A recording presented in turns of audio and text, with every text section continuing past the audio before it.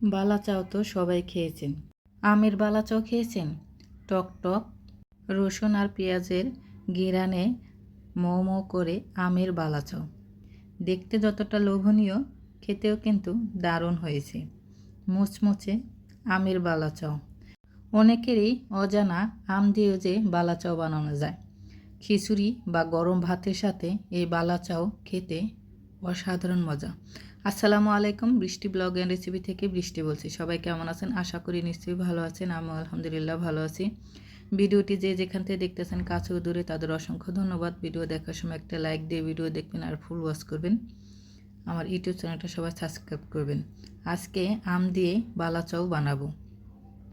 আমের বালাচাও তো আম তো লাগবেই। বাজার থেকে টসটসে কাঁচা আম নিয়ে আসছি। আমগুলো খুবই ফ্রেশ।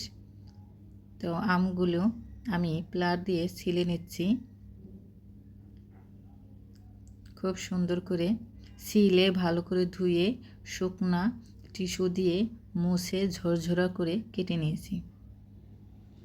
আমি বটি দিয়ে ঝুরি করে কেটে নিয়েছি। দেখেন কত সুন্দর হয়েছে। এখানে আর কিছুই দিব না। এখানে পেঁয়াজ কুচি করে নিয়েছি আর রসুন কুচি করে নিয়েছি। তো রসুনটা ফ্রিজে ছিল দেখে লাল হয়ে গেছে, কোনো ব্যাপার না। তো এখন আমি পেঁয়াজের বেরেস্তা বানিয়ে নেব। কড়াইতে বেশ পরিমাণে তেল দিয়ে তারপর পেঁয়াজটা আমি বেরেস্তা বানিয়ে নিলাম। এখন আমি রসুনগুলো বেরেস্তা করে নেব। চুলার রাস্তা এখন হাই হিটেই থাকবে।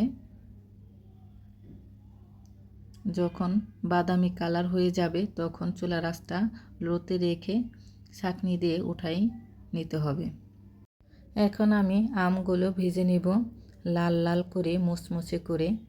এখন কিন্তু চুলার আঁচটা একদম হাই হিটে থাকবে। এই আমগুলো ফ্রাই প্যানে ভাজার চেষ্টা করবেন যেন নিচে না লেগে যায়। এই কড়াইতে ভাজলে লাগার সম্ভাবনা থাকে না। আমি কিন্তু আমগুলো লাল লাল করে ভেজে নিচ্ছি। একবারে দিইনি, অল্প অল্প করে দিয়েছি। একসাথে দিলে আমি থেকে রস বের হলে গলে যাওয়ার সম্ভাবনা থাকে। তো অল্প অল্প করে দিয়ে ডুবো তেলে ভাজতে হবে আর চুলার আঁচটাও হাই হিটে থাকতে হবে। যখন লাল হয়ে যাবে তখন চুলার আঁচটা লোতে দিলেই হয়ে যাবে। দেখেন আমার ভাজা কিন্তু হয়ে গেছে। সবগুলো আম, রসুন, পেঁয়াজ ভাজা হয়ে গেছে। এখন এগুলোতে মশলা মিশাবো। এর জন্য কড়াইতে দিয়ে দিলাম 1 চামচ লবণ। তো মনে হলো লবণটা বেশি হয়েছে, তো একটু কমাই নিলাম। 1 চামচ হলুদের গুঁড়া, 1 চামচ মরিচের গুঁড়া, হাফ চামচ ধনিয়া গুঁড়া, হাফ চামচ জিরা গুঁড়া দিয়ে দিলাম। 1 চামচ তেল।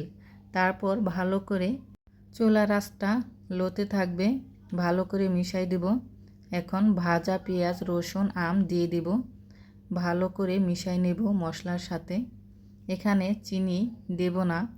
চিনি দিলে পানি উঠতে পারে, তাহলে তো মচমচে থাকবে না। এর জন্য তো দেখেন হয়ে গেছে আমের বালাচাও, মুচমুচে আমের বালাচাও। এটা গরম ভাত দিয়ে খিচুড়ি দিয়ে খেতে কিন্তু দারুণ লাগবে। খুব যে টক লাগবে তা না। আম, রসুন, পেঁয়াজ আছে, খুব একটা টক লাগবে না, টক টক লাগবে। খিচুড়ি দিয়ে খেতে কিন্তু দারুণ। তো ভিডিওটি যদি ভালো লাগে লাইক কমেন্ট করবেন, শেয়ার করবেন, ইউটিউব চ্যানেলটা সাবস্ক্রাইব করবেন। আমার ফেসবুক পেজটা যারা দেখতেছেন প্লিজ আমার ফেসবুক পেজটা সবাই ফলো দিবেন। আমার রেসিপিগুলো কেমন লাগে আপনাদের সুন্দর মতামত কমেন্টে জানাবেন। ভিডিওর কোনো অংশ যদি ভালো লাগে অবশ্যই অবশ্যই কমেন্ট করে জানাবেন, আমার পাশে রয়ে যাবেন। তো এই তো এয়ার কন্টেনারে ভরে নিয়েছি। এটা কিন্তু অনেক দিন খাওয়া যাবে। তো আজকে পর্যন্ত, আল্লাহ হাফিজ।